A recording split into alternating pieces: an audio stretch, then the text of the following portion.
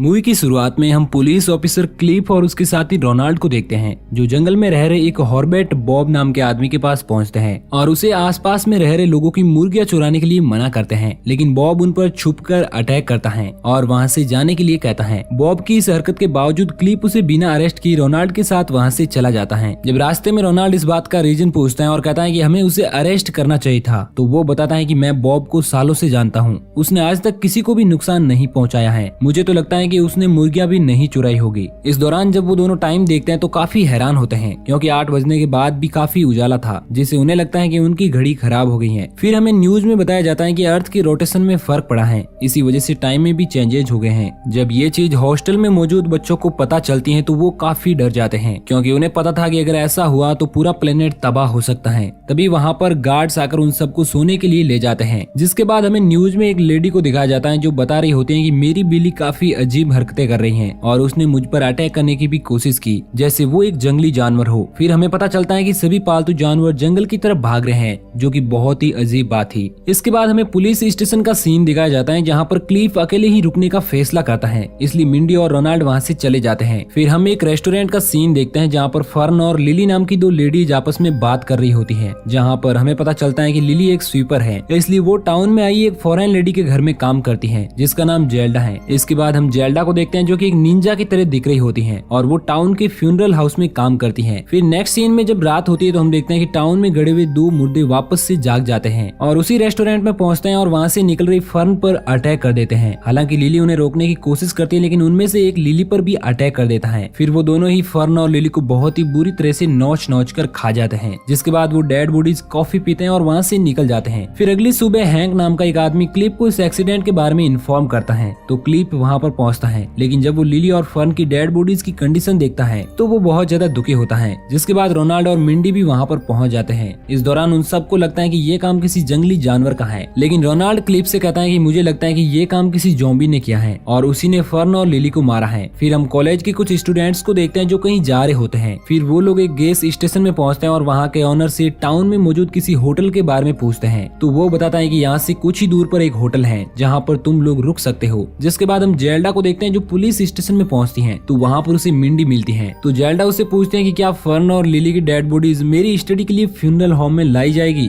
तो मिंडी इस चीज के लिए मना कर देती है। उसी समय जेल्डा देखती है कि पुलिस स्टेशन में रखी हुई मेलोडी की डेड बॉडी हिल रही है, लेकिन वो इस चीज को इग्नोर करके वहाँ से निकल जाती है। इधर हम कॉलेज के स्टूडेंट्स को देखते हैं जो होटल तक पहुँच जाते हैं, लेकिन उन्हें भूख लगी होती है, इसलिए जोई वहाँ पर मौजूद पुलिस ऑफिसर से रेस्टोरेंट के बारे में पूछती है, तो वो लोग इस चीज के लिए मना करते हैं और बताते हैं कि टाउन का एक इकलौता रेस्टोरेंट किसी वजह से बंद है। ये जानकर जोई काफी निराश होती है, लेकिन होटल का ऑनर बताता है कि हमारे पास बहुत सारे स्नैक्स पड़े हुए हैं जिन्हें आप लोग खा सकते हैं। फिर जोई के जाने के बाद रोनाल्ड क्लिफ से कहता है कि तुम इन आए हुए स्टूडेंट को समझा दो कि इन्हें रात में बाहर नहीं निकलना चाहिए, तो वो इस चीज के लिए उनके पास पहुंचता है। तभी होटल का ऑनर क्लिफ को बताता है कि मेरी सारी बिल्लियां भाग गई हैं, जिससे मैं काफी परेशान हूँ। लेकिन क्लिफ कहता है कि हो सकता है कि वो कहीं पर छुप गई हो, क्योंकि इस समय कुछ भी नॉर्मल नहीं हो रहा। जिसके बाद हम रोनाल्ड और क्लिफ को देखते हैं जो ज़ॉम्बी को चेक करने के लिए टाउन में मौजूद कब्रिस्तान में पहुंचते हैं। तभी क्लिफ का ध्यान भटकने की वजह से उसका एक पैर कब्र में चला जाता है, जिसे देखकर वो दोनों काफी परेशान होते हैं और वहाँ से चले जाते हैं। फिर उन्हें दूर से देख रहा हर्मिट बॉब उनके पास जाने के बाद कब्र के पास पहुँचता है, तो वो समझ जाता है कि मुर्दे वापस से जिंदा हो रहे हैं, जिससे जल्दी ही कयामत आने वाली है। फिर जब पुलिस ऑफिसर क्लिफ और रोनाल्ड जा रहे होते हैं, तो वो ये फैसला करता है कि हमें टाउन के लोगों को ज़ॉम्बीज के बारे में बता देना चाहिए, जिससे रात होने से पहले वो अपने घर में सुरक्षित रहे। और क्योंकि उन्होंने मिलर नाम के फार्मर को इस बारे में इन्फॉर्म नहीं किया था, इसलिए वो मिंडी से उसे कॉल करवाने का फैसला करते हैं। फिर जब क्लिफ रोनाल्ड से पूछता है कि ज़ॉम्बीज को कैसे मारा जा सकता है, तो वो कहता है कि हमें उन्हें मारने के लिए उनके सर पर अटैक करना चाहिए और सिर्फ यही एक तरीका है जिससे हम उन्हें खत्म कर सकते हैं। इधर हार्डवेयर शॉप में काम कर रहे हैंक और उसके साथी भी ज़ॉम्बीज का सामना करने के लिए तैयारी करते हैं। हालांकि हैंक अपने साथी से कहता है कि मुझे ये बात कंफर्म नहीं है कि वो ज़ॉम्बीज ही हैं, तो वो कहता है कि सिर्फ ज़ॉम्बीज ही इंसानों को मार कर खाते हैं। फिर हम होटल में रुके हुए स्टूडेंट्स को देखते हैं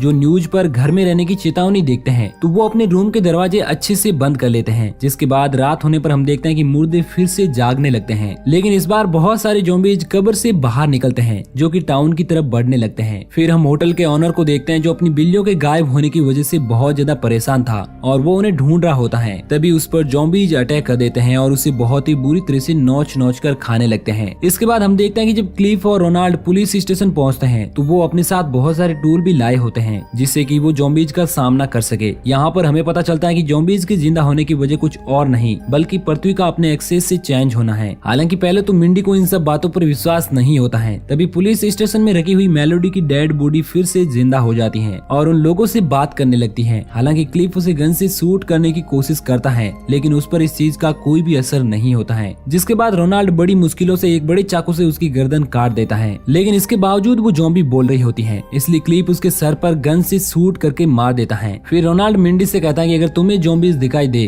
तो तुम उनके सर पर अटैक करके उन्हें मार देना। फिर हम जेल्डा को देखते हैं जो 2 डेड बॉडीज का मेकअप कर रही होती है। तभी वो फिर से जिंदा हो जाते हैं। ये देखकर जेल्डा बहुत ज्यादा हैरान हो जाती है और फिर अपनी तलवार निकालकर उन दोनों के सर काट कर अलग कर देती है। जिसके बाद हम फ्रैंक को देखते हैं जिसका दरवाजा कोई नॉक कर रहा होता है, इसलिए वो चेक करने के लिए पहुंचता है तो बाहर मौजूद ज़ॉम्बी उस पर अटैक कर देता है। लेकिन फ्रैंक उसे शॉर्ट गन से शूट कर देता है। जिसके बाद हमें पता चलता है कि वो सारे ज़ॉम्बीज वही चीजें ढूंढ रहे हैं जो उन्हें मरने के पहले पसंद थी। फिर हम देखते हैं कि ज़ॉम्बीज दरवाजे पर लगी हुई लकड़ियों को तोड़कर अंदर हार्डवेयर शॉप में घुस जाते हैं और बॉबी और उसके साथी हैंक पर अटैक करने की कोशिश करते हैं। हालांकि वो दोनों उनका सामना करते हैं। वहीं हम हॉस्टल का सीन देखते हैं जहां पर बच्चे काफी ज्यादा डरे हुए होते हैं क्योंकि पूरे हॉस्टल में ज़ॉम्बीज घूम रहे थे, इसलिए वो लोग वहां से निकलने की कोशिश करते हैं। इधर जेल्डा ज़ॉम्बीज को मारते हुए पुलिस स्टेशन में पहुंच जाती है और ऑफिसर से पूछते हैं कि आप ज़ॉम्बीज को खत्म करने के लिए क्या करने वाले हैं। लेकिन उन लोगों के पास इस बात का कोई भी जवाब नहीं था, जिससे जेल्डा उनसे कहते हैं कि मैं यहाँ पर रुककर सारी चीजें कंट्रोल कर सकती हूँ, इसलिए आप लोग यहाँ से जा सकते हैं क्योंकि मैं खुद को अच्छी तरह से डिफेंड कर सकती हूँ। साथ ही साथ वो ये भी कहते हैं कि हम कुछ देर बाद कब्रिस्तान में मिलेंगे। जिसके बाद वो तीनों गाड़ी से वहाँ से निकल जाते हैं और होटल में पहुँचते हैं तो वो देखते हैं कि वहाँ पर मौजूद कॉलेज के सारे स्टूडेंट्स मारे जा चुके हैं। फिर रोनाल्ड उन सब के पास पहुँचते हैं और एक एक करके उन सब के गले काट देता है ताकि वो दोबारा जिंदा ना हो सके।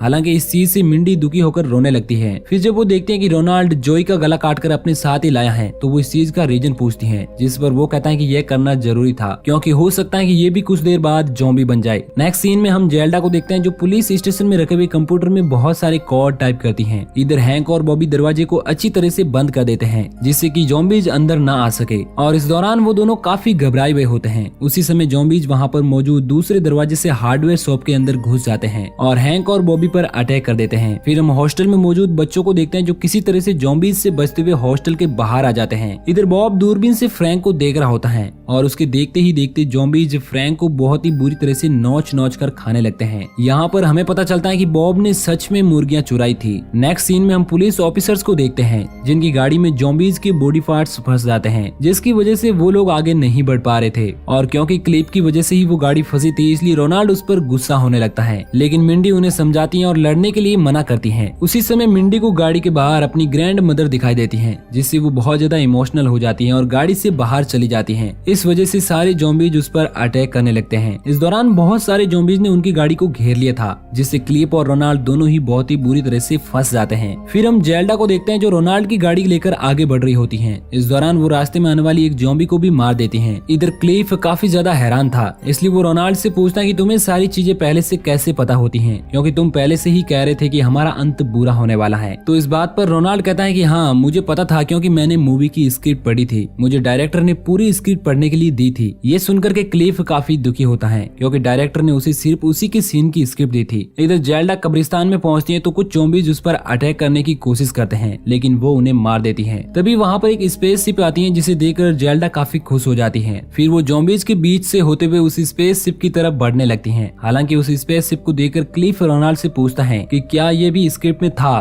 तो वो इस चीज के लिए मना कर देता है जिससे उसे पता चलता है कि उसे भी ओरिजिनल स्क्रिप्ट नहीं दी गई थी। इधर जेल्डा उस स्पेस शिप के अंदर चली जाती है और उसे लेने के बाद वो स्पेस शिप वहाँ से निकल जाती है। ये देखकर दोनों ऑफिसर बहुत ज्यादा हैरान होते हैं। फिर वो दोनों ज़ॉम्बीज का सामना करने का फैसला करते हैं और हथियार लेकर गाड़ी से बाहर निकल जाते हैं। इस दौरान वो दोनों कब्रिस्तान में पहुंचकर वहाँ पर मौजूद ज़ॉम्बीज को एक एक करके मारने लगते हैं। लेकिन देखते ही देखते वो ज़ॉम्बीज उन्हें चारों तरफ से घेर लेते हैं और उन्हें भी बुरी तरह से खाने लगते हैं और यहीं पर यह मूवी एंड हो जाती है। तो दोस्तों अगर आपको पता चला हो कि इस मूवी की स्टोरी में एक्चुअल में हुआ क्या है तो हमें कमेंट करके जरूर बताइए। और अगर आपको ये वीडियो अच्छा लगा हो तो प्लीज वीडियो को लाइक और चैनल को सब्सक्राइब जरूर कर देना ताकि आपको इसी तरह की अमेजिंग और इंटरेस्टिंग स्टोरीज लगातार मिलती रहे। बाकी मैं मिलूंगा आपसे किसी नए दिन नई कहानी के साथ, तब तक के लिए थैंक यू।